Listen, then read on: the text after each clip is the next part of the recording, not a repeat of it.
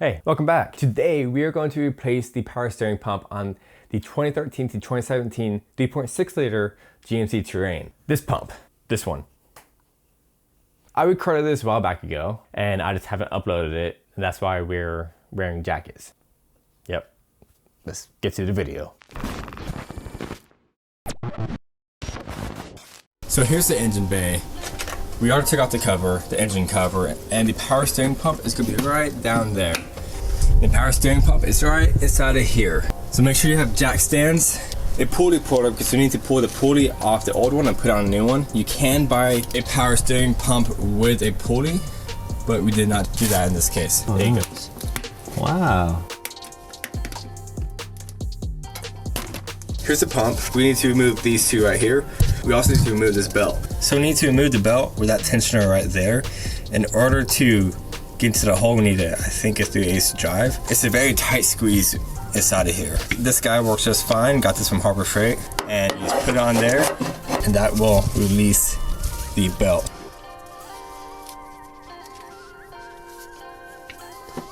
So go ahead and get your catch can, because we're gonna remove these hoses and it will start leaking. Now we need to remove this nut right here. There you go. That's why you have a catch can. All right? So let that leak out, and then we will start taking off the power steering pump itself. So looking at this power steering pump, this is basically how it goes. We have the outlet right here, brings the power steering fluid downwards. You have a bolt here, and a bolt here.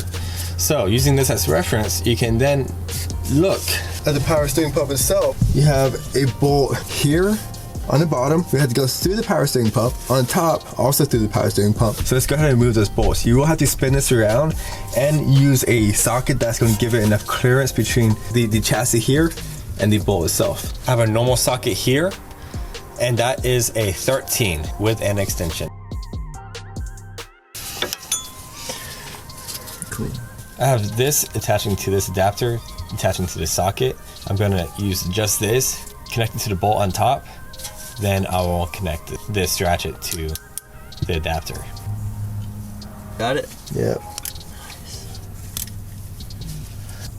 So here's the reservoir. Behind it, there's a bolt right over there, and the bolt is on the bracket behind the reservoir. So you come on over here. That bolt is kind of hard to see though. So it was actually pretty hard to get footage of this bolt, but once you get down there and look, you'll be able to find it. We do have to remove this nut because the power steering pump cannot be removed without this guy sliding out of the way. 18.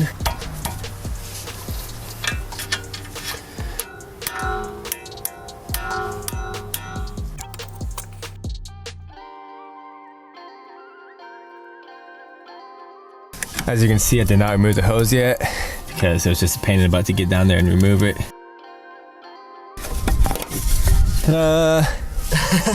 Just basically remove the reservoir from the top and you can just fish it through. This guy goes directly around this. You want to loosen it enough that's flat.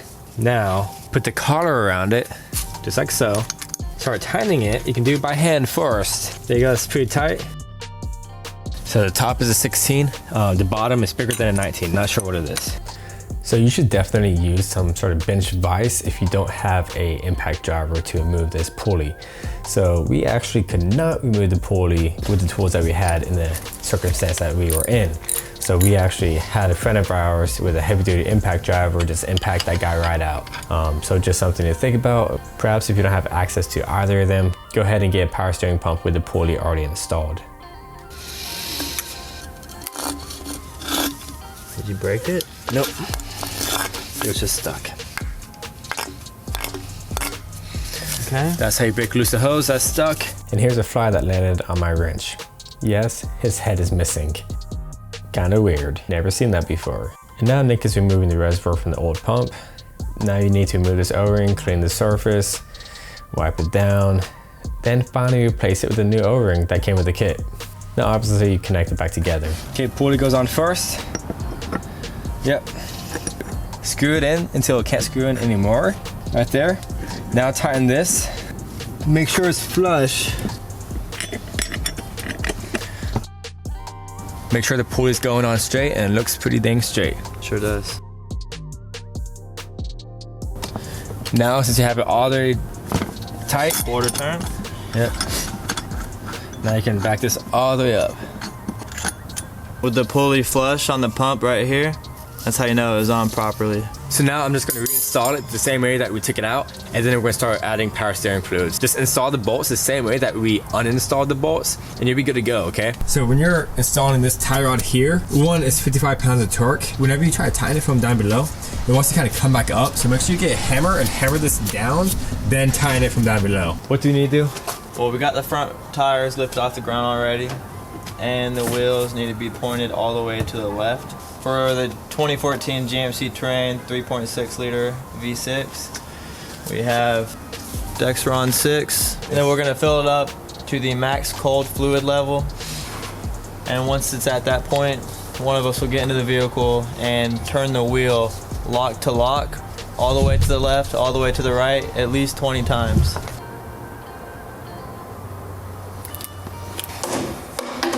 While one of us is turning the wheel lock to lock to 20 times, the other person is going to maintain fluid inside of this reservoir. And check for leaks. As well as check for leaks. Before you go and turn the wheels, make sure that your engine is turned off. That is imperative for this first step. So far we're at 7 turns lock to lock, no leaks, easy turning, seems good so far. So he's at 10 turns and you'll see the fluid was halfway on the dipstick, so we need to continue to maintain fluid. Okay, so I just turned the wheel all the way to the left, all the way to the right, total of 20 times. Now we need to go ahead and put that passenger tire back on and lower it to the ground. You're gonna want to remember to install the tire in a star pattern. For y'all at home, I jacked it up on that cross member right there, okay? Strong enough to put the jacks on the 2 chassis rails back there. If you see some smoking, most likely it's normal. The person I was helping, that's Nick, he's my brother. He blew his power steering pump because he decided to go off-roading with it. So it is what it is. Wasn't the best idea on that front wheel drive Terrain I got here. No, it wasn't. But it feels good, I got a brand new pump that I can blow again. But I checked on YouTube, obviously, to see how to do this job. There are no videos on how to do it on the GMC Terrain. And there's one video on a Chevy. Hopefully, this video will help some of y'all.